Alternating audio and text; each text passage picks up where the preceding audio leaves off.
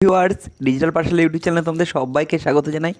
আজকে আমরা বিগত বছর বলতে মূলত 2020-তে বাংলার ওপর যে মাধ্যমিক পরীক্ষা হয়েছে সেই প্রশ্ন নিয়ে বিস্তারিতভাবে আলোচনা করব উত্তর সহ।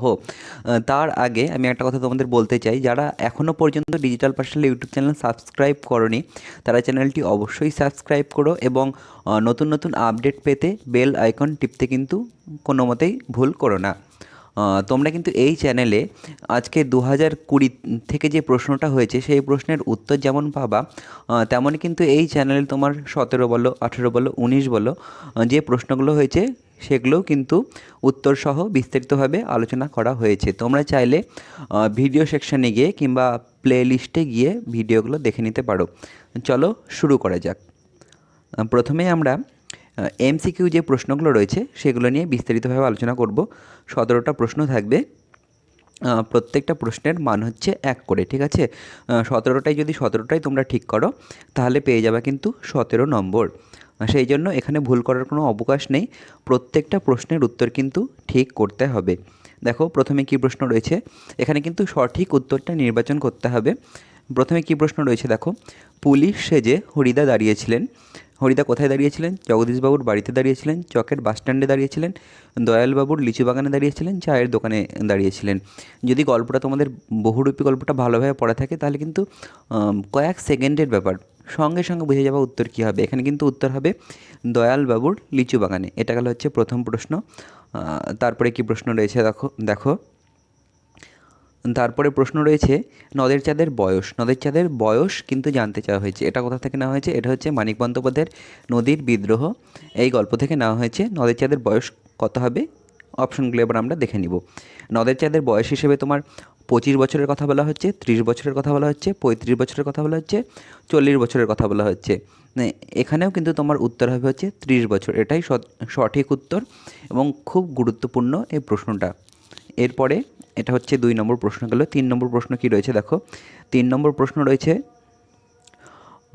ছোটো মাসি তপনের থেকে কত বছরের বড়, এটা জানতে চাওয়া হচ্ছে। দিয়ে অপশান দেওয়া হয়েছে বয়সেরই বেশ কিছু রকম ফের বলা হচ্ছে। অপশানটা দেখো কি রয়েছে। প্রথমে বলছে বছর 5-এর বড়, বছর 8-এর, বছর 10-এর, বছর 12-র। এখানে কিন্তু তপন ছোটো মাসির থেকে 8 বছরের বড়। এই ব্যাপারটা তোমরা যারা ভালোভাবে গল্প পড়েছো তারা তো জানোই, এখান থেকেও কিন্তু উত্তরটা তোমরা জেনে গেলা। এর পরের কী প্রশ্ন রয়েছে দেখো, অভিষেক শীর্ষক কাব্যাংশটি মেঘনাদ বধের কোন স্বর্গ থেকে নেওয়া হয়েছে? তোমরা জানো মেঘনাদ বধ একটা কাব্য, শুধু কাব্য নয় মহাকাব্য, ঠিক আছে? এই মহাকাব্যটা মাইকেল মধুসূদন দত্ত রচনা করেন। এই মাইকেল মধুসূদন দত্ত রচিত মেঘনাদ বধ কাব্য থেকে তোমাদের ওই সংক্ষেপিত অংশটা নেওয়া হয়েছে। এই কাব্যটা বেশ কিছু স্বর্গে বিভক্ত, ঠিক আছে? সেরকমই বেশ কিছু স্বর্গ এখানে বলা হচ্ছে। প্রথম স্বর্গ, তৃতীয় স্বর্গ, নবম স্বর্গ, পঞ্চম স্বর্গ। উত্তর কিন্তু হবে প্রথম স্বর্গ। তোমাদের যেটুকু পাঠ্য রয়েছে সেটুকু কিন্তু প্রথম স্বর্গ থেকেই সংগ্রহ করা হয়েছে। এরপরে কি প্রশ্ন রয়েছে দেখো, এরপরে প্রশ্ন রয়েছে তারা আর স্বপ্ন দেখতে পারলো না। কারা স্বপ্ন দেখতে পারলো না? অপশনে কি রয়েছে দেখো। ক সেই মেয়েটি, খ গির্জার নান, গ কবিতার কথক, ঘ শান্ত হলুদ দেবতারা। প্রথমেই বলে রাখি এটা কিন্তু তোমার আয় আরও বেঁধে বেঁধে থাকি কবিতা থেকে নেওয়া হয়েছে। এই কবিতা থেকে নেওয়া হয়েছে এবং এখানে তোমার উত্তর হবে হচ্ছে শান্ত হলুদ দেবতারা আর স্বপ্ন দেখতে পারল না। এটা মাথায় রাখতে হবে, এই যে তোমার বিভিন্ন কবিতার কিন্তু কাব্যগ্রন্থের নাম, প্রকাশ সাল সহ কিন্তু অবশ্যই তোমরা মাথায় রেখো। আর মনে রাখার সুবিধার্থে প্রত্যেকটা কবিতা, গল্প, প্রবন্ধ যা যা রয়েছে সবগুলোর কিন্তু উৎস যদি এক জায়গায় তোমরা নোট ডাউন করো তাহলেও কিন্তু তোমাদের মনে রাখার সুবিধা হবে। আর যখনই মনে হবে কোনো বিষয় ভুলে যাচ্ছ সঙ্গে সঙ্গে কিন্তু দেখে নিতে পারো। এরপরে কী প্রশ্ন রয়েছে দেখো, এরপরের প্রশ্নে চলে যাব। গান বাঁধবে সহস্র উপায়ে। কে গান বাঁধবে? অপশান কী কী রয়েছে দেখো। অপশান হিসেবে রয়েছে ক চিল, খ কোকিল, গ শকুন, ঘ ময়ূর। এখানে কিন্তু উত্তর হবে কোকিল।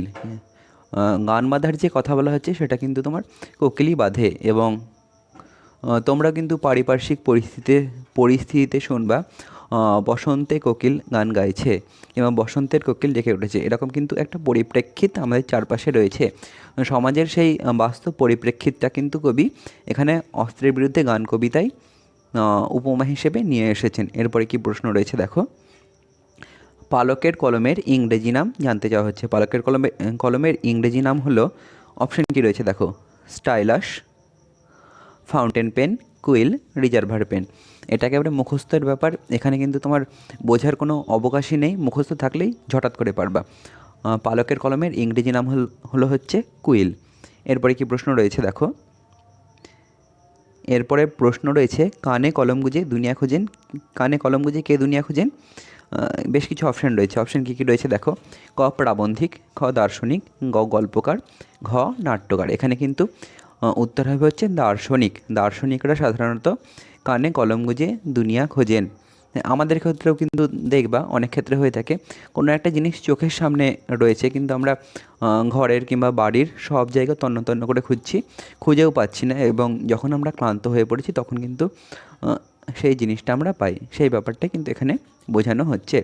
এরপরে কি প্রশ্ন রয়েছে দেখো, হিমালয় যেন পৃথিবীর মানদণ্ড, উক্তিটি কে করেছেন? উক্তিটি রবীন্দ্রনাথ ঠাকুর করেছেন, বঙ্কিমচন্দ্র চট্টোপাধ্যায় করেছেন, কালিদাস করেছেন, বিদ্যাসাগর করেছেন। এই যে উক্তি, হিমালয় যেন পৃথিবীর মানদণ্ড, ঠিক আছে, হিমালয় কি আর পৃথিবীর মানদণ্ড হতে পারে? এটা একটা কাব্যিক উক্তি। এই কাব্যিক উক্তিটা এখানে করেছেন হচ্ছে কালিদাস, যিনি সংস্কৃত ভাষার মহাকবি। এটা কিন্তু মাথায় রাখতে হবে। এরপরে কি প্রশ্ন রয়েছে দেখো, অনুসর্গের দৃষ্টান্ত কোনগুলো, মানে কোনটা জানতে চাওয়া হচ্ছে। বেশ কিছু অপশন রয়েছে, অপশন কী কী রয়েছে দেখো, জন্য, থানা, টি, গাছা। এখানে দেখো থানা, টি, গাছা এগুলো মূলত নির্দেশক, ঠিক আছে। আর জন্য এটা হচ্ছে অনুসর্গ। তোমরা জানো কারক নির্ণয়ের ক্ষেত্রে অনুসর্গ যেমন রয়েছে, নির্দেশক যেমন রয়েছে, তেমনই রয়েছে কিন্তু বিভক্তি। এখানে প্রশ্নটা হয়েছে অনুসর্গের ওপর। আমি কিন্তু পূর্বেও বলেছি, আবারও বলছি, তোমাদের যে 17টা প্রশ্ন থাকে, 17টা প্রশ্নের মধ্যে কিন্তু 2 থেকে 3টে তোমার ব্যাকরণ থেকে থাকে প্রশ্ন, আর ওই অতি সংক্ষিপ্ত প্রশ্ন হিসেবে 8টা থাকে। মোটমাট ব্যাকরণের ওপর কিন্তু 10 নম্বরের প্রশ্ন এসে থাকে। যদি এই ছোটো প্রশ্নগুলো তোমরা সঠিকভাবে অ্যান্সার দিতে পারো তাহলে কিন্তু 80 পাওয়াটা খুব সহজ একটা বিষয়, কঠিন না, সহজেই 80 পেয়ে যাবা। এরপরে কি প্রশ্ন রয়েছে দেখো, দ্বন্দ্ব সমাসে অর্থ প্রাধান্য থাকে পূর্বপদের, উভয় পদের, পরপদের, অন্য পদের। এটাও কিন্তু আমি সমাসের যে আলোচনা হয়েছে, ঠিক আছে, সমাসের আলোচনায় কিন্তু বিস্তৃতভাবে আলোচনা করেছি। এখানে আমি আবারও বলে দিচ্ছি উত্তরটা কী হবে। উত্তরটা হবে হচ্ছে উভয় পদের। দ্বন্দ্ব সমাসে তোমার উভয় পদের অর্থ কিন্তু সমানভাবে গুরুত্ব পায়। তোমরা যারা দ্বন্দ্ব সমাস সম্পর্কে আরও বিস্তারিতভাবে জানতে চাও তারা কিন্তু ডিজিটাল পাঠশালা ইউটিউব চ্যানেলের যে বেঙ্গলি গ্রামার প্লেলিস্ট রয়েছে সেটাতে প্রবেশ করে কিন্তু তোমরা দ্বন্দ্ব সমাসের ওপর যে ভিডিও টিউটোরিয়ালটা রয়েছে সেটা দেখে নিতে পারো। এরপরে কি প্রশ্ন রয়েছে দেখো, এরপরে প্রশ্ন রয়েছে, হিসাবের মেজাজ চড়ে গেল, নিম্নরেখ পদটি কোন কারকের উদাহরণ?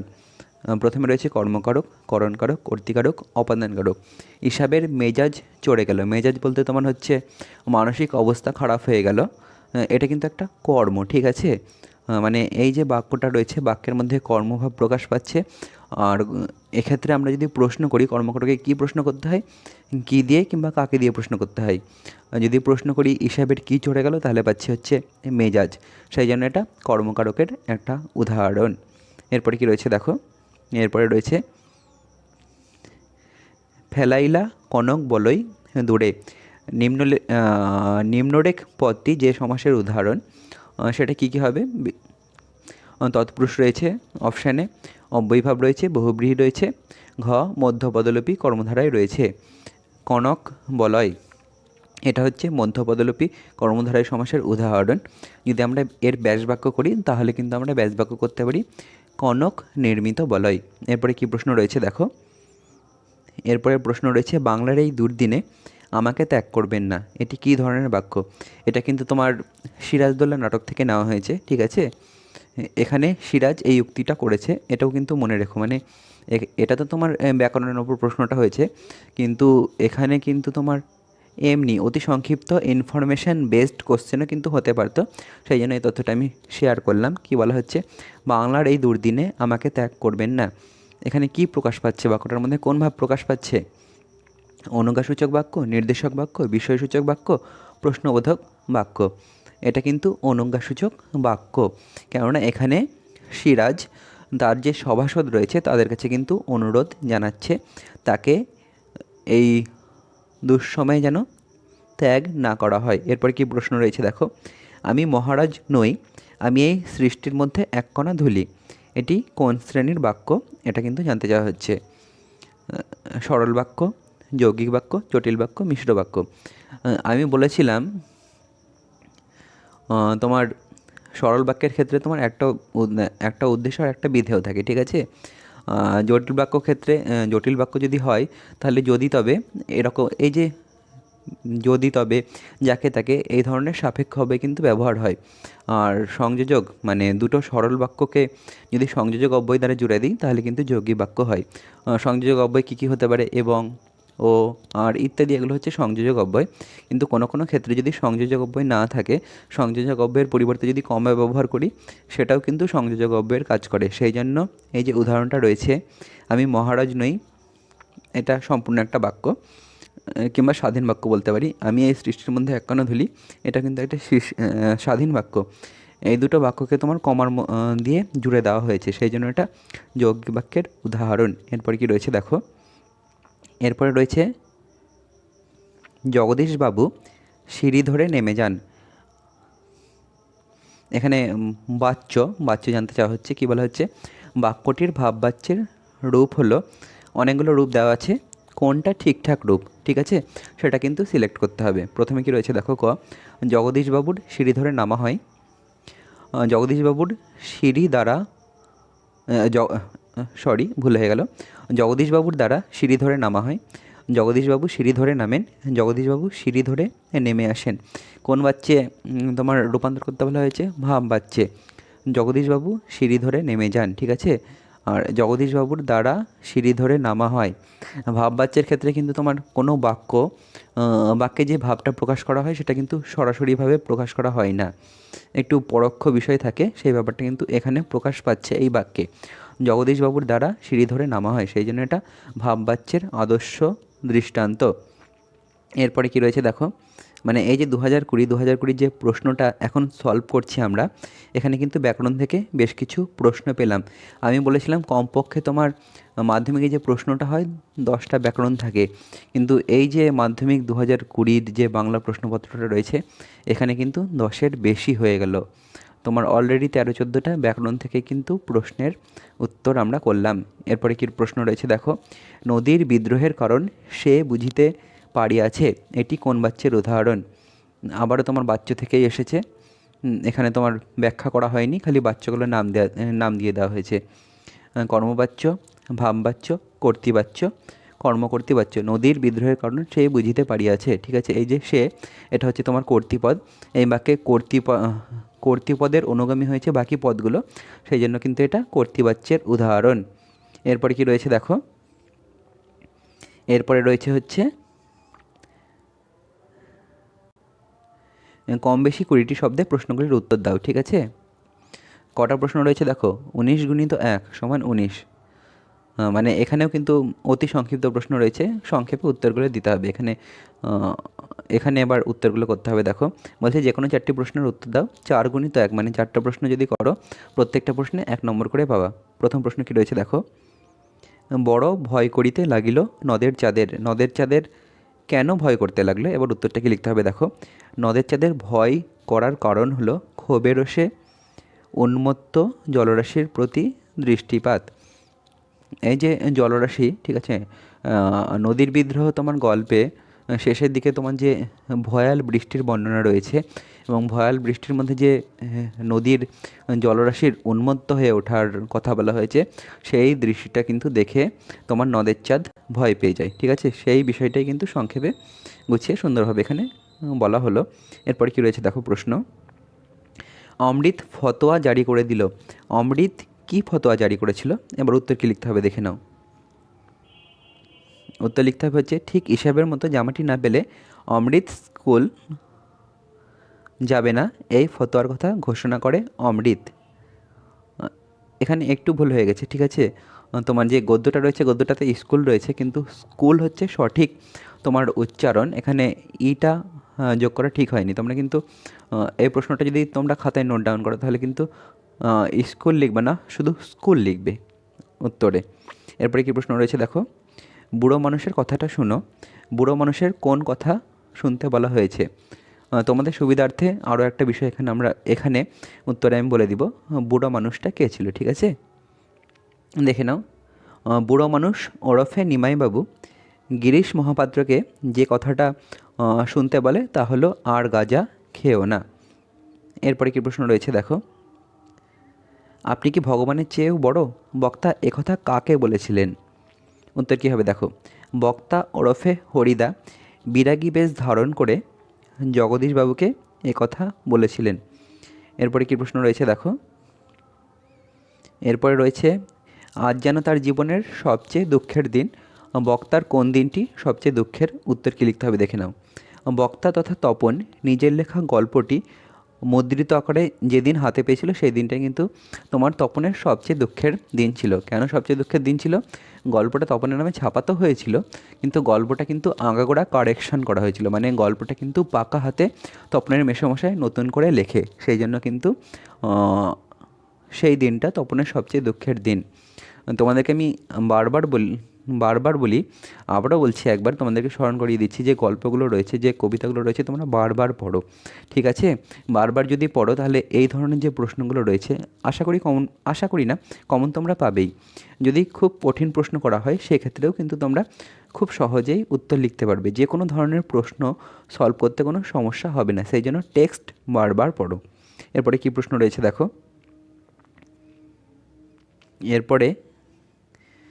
এরপরে আবার যে কোনো 4টি প্রশ্নের উত্তর দিতে হবে।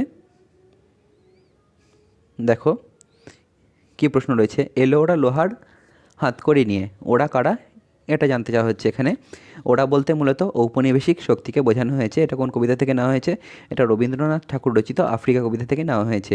এরপরে কি রয়েছে দেখো, হাই বিধি বাম মম প্রতি, বক্তার এমন মন্তব্যের কারণ কি? এখানে বিধি বলতে তো বিধাতাকে বোঝানো হয়েছে, মম বলতে কিন্তু রাবণ নিজেকে সম্বোধন করছে, ঠিক আছে? কেন রাবণ এরকম মুক্তি করছে অভিষেক কবিতায়, সেটা এবার উত্তরে দেখে নাও। দেবতার অনুগ্রহে রাম লক্ষ্মণ মরেও বেঁচে উঠেছিল, এই কারণে রাক্ষস রাজ, এটা রাবণ হবে, ঠিক আছে? বটা লেখা হয়নি, হয়তো টাইপ করেছিলাম ঠিকঠাকভাবে, হয়তো টাইপটা হয়নি, এখানে কিন্তু রাবণ হবে। এই কারণে রাক্ষসরাজ রাবণ এই ধরনের মন্তব্য করেছেন। তোমরা কিন্তু যদি কেউ খাতায় নোট ডাউন করো তাহলে কিন্তু সঠিকটা লিখে নিও। এরপরে কি রয়েছে দেখো, তোমায় নিয়ে বেড়াবে গান, গান কোথায় বেড়াবে এটা জানতে চাওয়া হচ্ছে। গান তোমাকে নিয়ে বেড়াবে নদীতে দেশ গায়ে, এটা কোথা থেকে নেওয়া হয়েছে? এটা হচ্ছে জয় গোস্বামী রচিত অস্ত্রের বিরুদ্ধে গান কবিতা থেকে নেওয়া হয়েছে। এরপর কি রয়েছে দেখো, ধ্বংস দেখে ভয় কেন তোর? কবি এ প্রশ্ন কাদের উদ্দেশ্যে রেখেছেন? এটা কিন্তু বিদ্রোহী কবি কাজী নজরুল ইসলাম রচিত প্রলয়োল্লাস থেকে নেওয়া হয়েছে। কাদের উদ্দেশ্যে রেখেছে এবার সেটা দেখে নাও। কবি সাধারণ মানুষের উদ্দেশ্যে এই প্রশ্ন রেখেছেন। এরপরে কি রয়েছে দেখো, সিন্ধু তীরে রহিছে মাঞ্জস, মাঞ্জস শব্দের অর্থ কি? মাঞ্জস শব্দের অর্থ হচ্ছে তোমার ভেলা। হ্যাঁ দেখে নাও, মাঞ্জস শব্দের অর্থ ভেলা। তোমরা চাইলে এই যে কবিতাগুলো থেকে এখন আমরা প্রশ্নের উত্তরগুলো সলভ করছি, যেমন তোমার অভিষেক বলো, প্রলয়োল্লাস বলো, কিংবা আফ্রিকা বলো, কিংবা আর যে কবিতা রয়েছে সিন্ধু তীরে, প্রত্যেকটা কবিতার কিন্তু লাইন বাই লাইন ধরে ধরে বিস্তারিত আলোচনা ডিজিটাল পাঠশালা ইউটিউব চ্যানেলে তোমরা পেয়ে যাবা। প্রথম 2 মিনিট কিংবা 3 মিনিট দেখলে কবিতায় কী বলা হচ্ছে সেটা বুঝতে পারবে না, অন্তপক্ষে মিনিট 5 কিংবা মিনিট 10 যদি দেখো তাহলে কিন্তু তোমরা বুঝতে পারবে ভিডিওর কোয়ালিটি কীরকম এবং ঠিকঠাকভাবে ব্যাখ্যা করা হয়েছে কিনা, মানে ভিডিওর যে গুণগত মান, কোয়ালিটি এবং কোয়ান্টিটি, সেটা বোঝার জন্য কিন্তু একটু ধৈর্য ধরে সময় নিয়ে দেখতে হবে। তাহলে কিন্তু মানে বারবার বিভিন্ন সহায়িকার পিছনে ছুটতে হবে না, এবং যত ধরনের তোমাদের ডাউট রয়েছে প্রত্যেকটা ডাউট কিন্তু ধরে ধরে ক্লিয়ারলি আলোচনা করা হয়েছে। তোমরা চাইলে ওই টিউটোরিয়ালগুলোও কিন্তু ডিজিটাল পাঠশালা ইউটিউব চ্যানেলে গিয়ে দেখে নিতে পারো। এরপরে কী প্রশ্ন রয়েছে দেখো, এরপরে যে কোনো 3টে প্রশ্নের উত্তর দিতে বলা হচ্ছে। কী প্রশ্ন রয়েছে দেখো। হ্যাঁ, তাই নিয়ে আমাদের প্রথম লেখালেখি। কী নিয়ে লেখকদের প্রথম লেখালেখি? এবার উত্তর কী হবে দেখো। বাঁশের কলম, মাটির দোয়াত, ঘরে তৈরি কালি এবং লেখার জন্য কলাপাতা, এই নিয়ে লেখকদের প্রথম লেখালেখি। এরপরে কী প্রশ্ন রয়েছে দেখো। লাঠি তোমার দিন ফুরাইয়াছে, কথাটি কে বলেছিলেন? কথাটি বলেছেন বঙ্কিমচন্দ্র চট্টোপাধ্যায়। এরপরে কী প্রশ্ন রয়েছে দেখো। এতে রচনা উৎকট হয়। রচনা উৎকট হয় কিসে? তার প্রেক্ষাপটটা বলতে হবে। লেখক যদি ইংরেজিতে তার বক্তব্য ভাবেন এবং সেটিকে যথাযথ বাংলা অনুবাদ করে প্রকাশ করতে চান, সেই ক্ষেত্রে রচনা উৎকট হয়। এরপরে কি রয়েছে দেখো।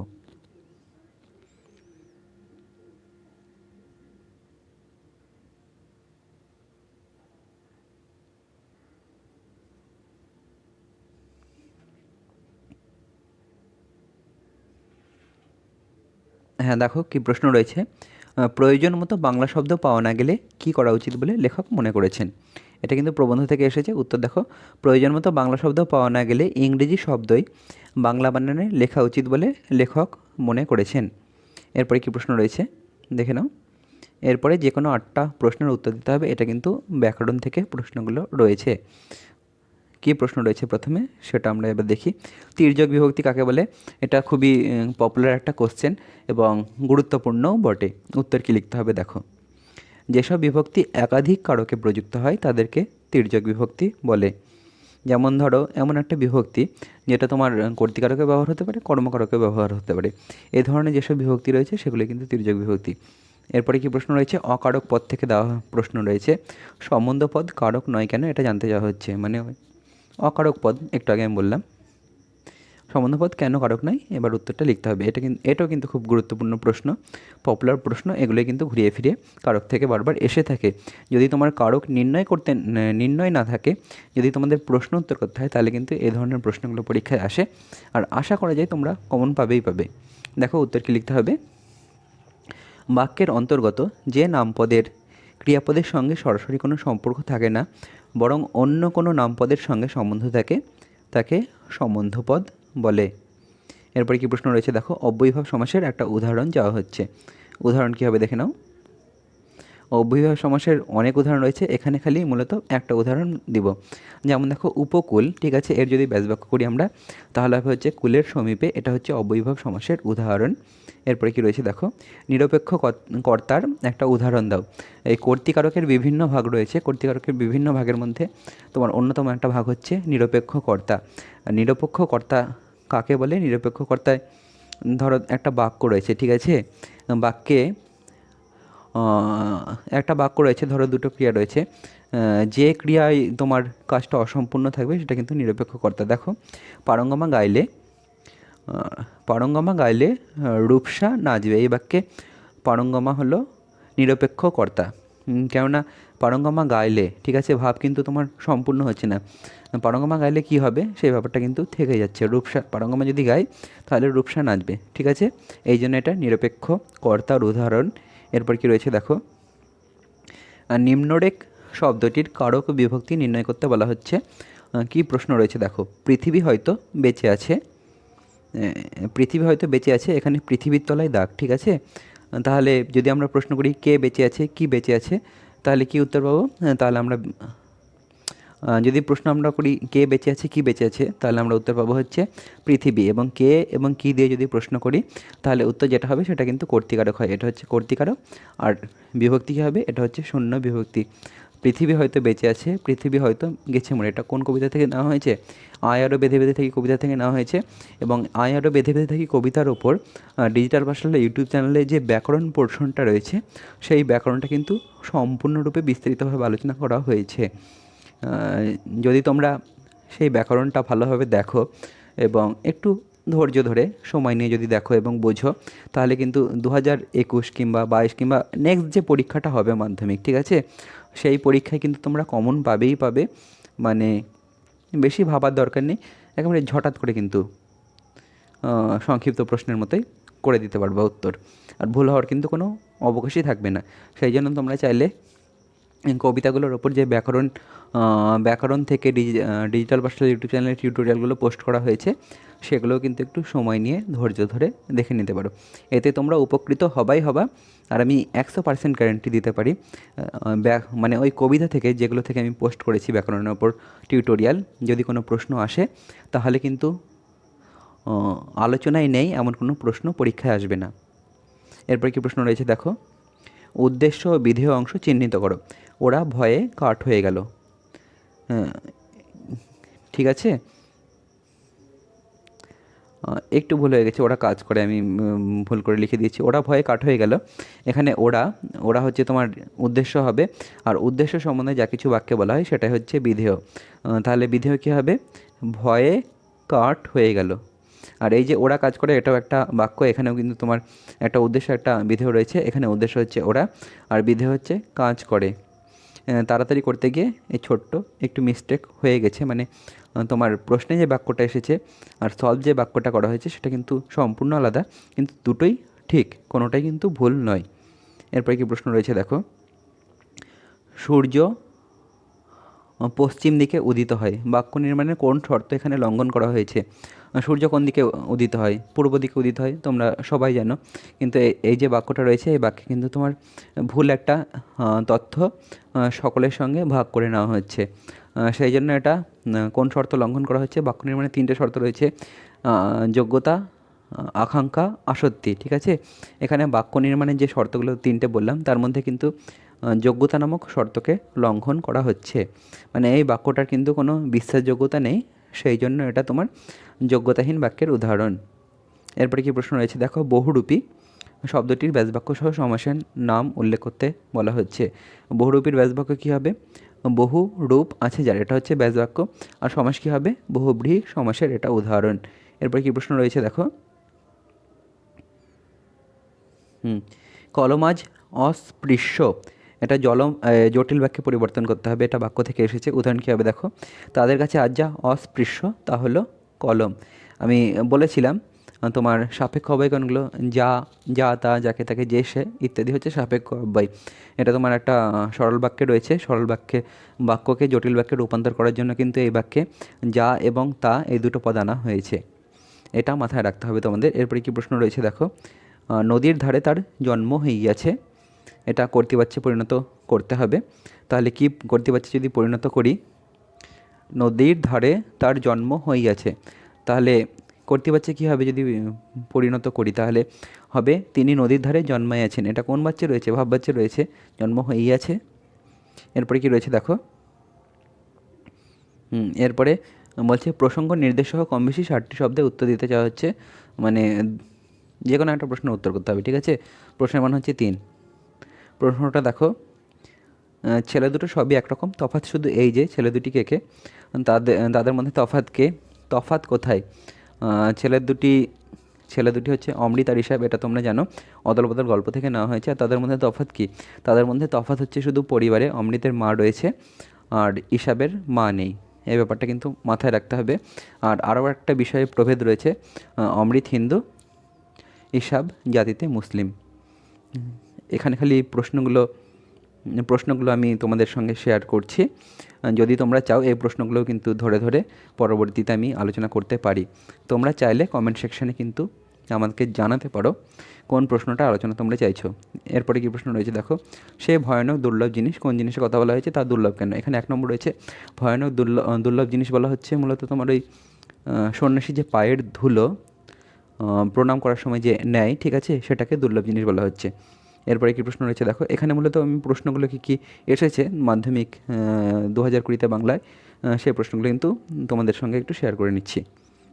এরপরে কী প্রশ্ন রয়েছে দেখো, এসো যুগান্তের কবি। যুগান্তের কবি কে কেন আহ্বান করা হয়েছে? এটা আফ্রিকা থেকে নেওয়া হয়েছে।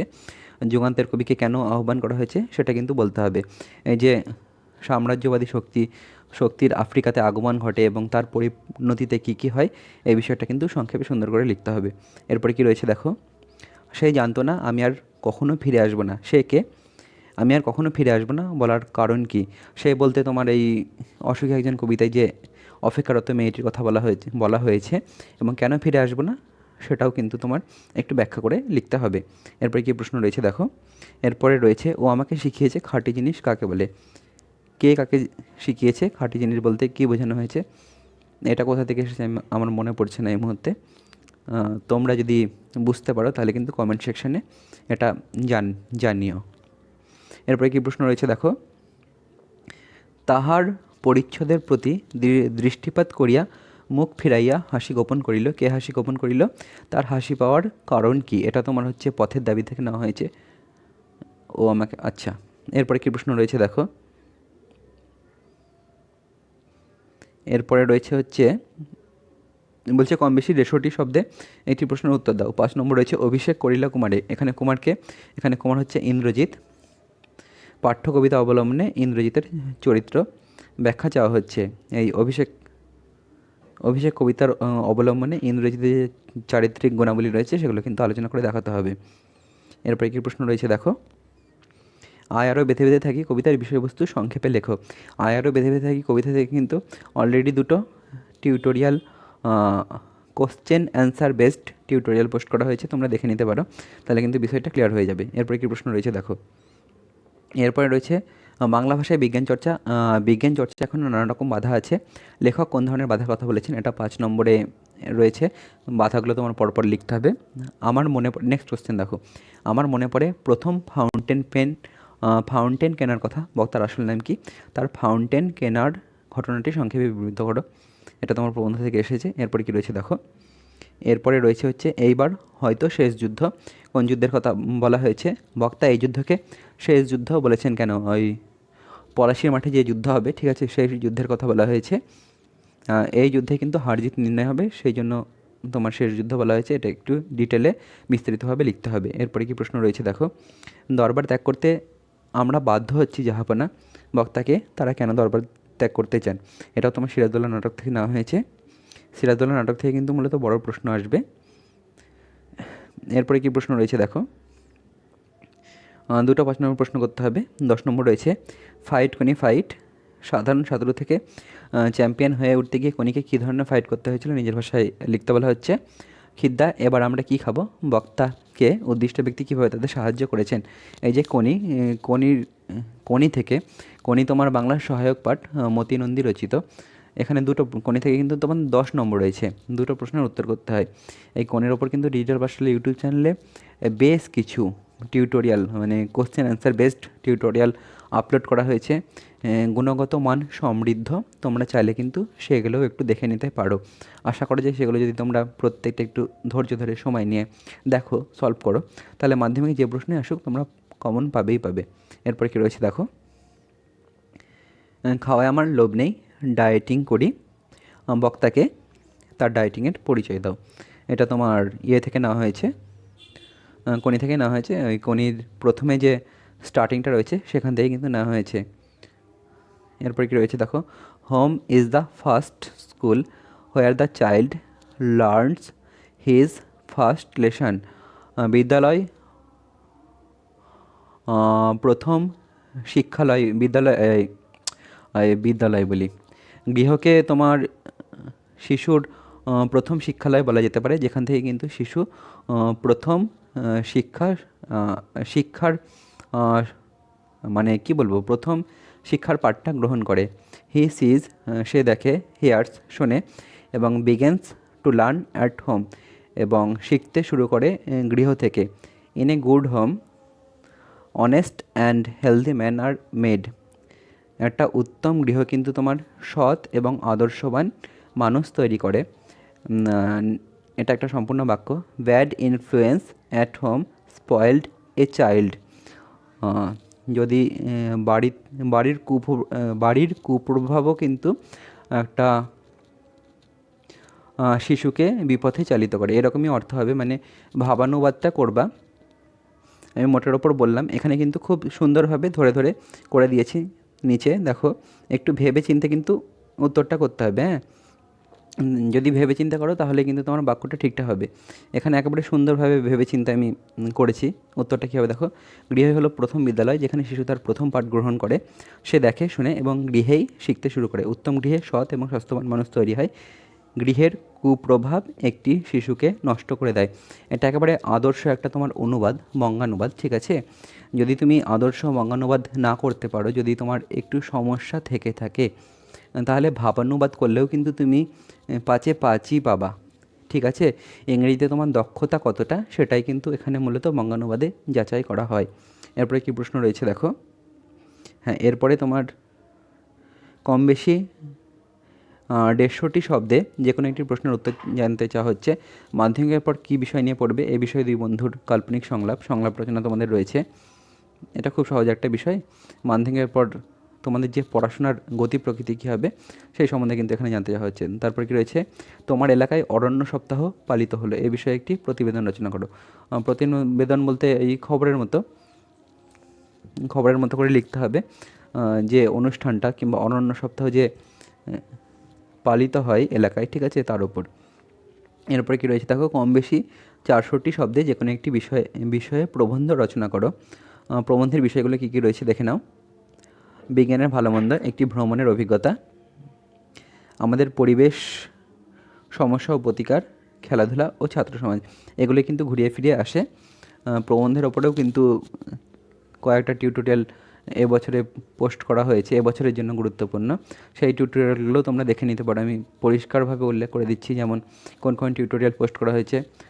প্রবন্ধ, করোনা ভাইরাসের উপর একটা টিউটোরিয়াল পোস্ট করা হয়েছে। প্রণব মুখোপাধ্যায়ের উপর একটা টিউটোরিয়াল, মানে প্রবন্ধ কিন্তু টিউটোরিয়াল পোস্ট করা হয়েছে। তারপরে সৌমিত্র চট্টোপাধ্যায়, তার উপরেও কিন্তু একটা টিউটোরিয়াল পোস্ট করা হয়েছে। এছাড়া এই সাম্প্রতিক অতীতে যে ঘূর্ণিঝড়টা ঘটে যায়, যেটাকে আমরা আমফান নামে জানি, সেই ঘূর্ণিঝড়ের ওপরেও কিন্তু টিউটোরিয়াল পোস্ট করা হয়েছে। আশা করা যায় এই যে 4টে প্রবন্ধ টিউটোরিয়াল পোস্ট করা হয়েছে, সেগুলো কিন্তু এবছরের মাধ্যমিক পরীক্ষায় আসতে পারে না, আসবে, একটা না একটা আসবে। এটা গেল হচ্ছে তোমার মাধ্যমিকের প্রশ্নপত্র উত্তর সহ। এর ওপরে যদি কোনো সমস্যা থাকে তাহলে কিন্তু তোমরা আমাদের জানাতে পারো। আর যারা শেষ পর্যন্ত দেখলা এবং যদি ভিডিওটা ভালো লাগে তাহলে কিন্তু ডিজিটাল পাঠশালা চ্যানেলটা সাবস্ক্রাইব করো, ভিডিওটা শেয়ার করো, লাইক করো, কমেন্ট করো।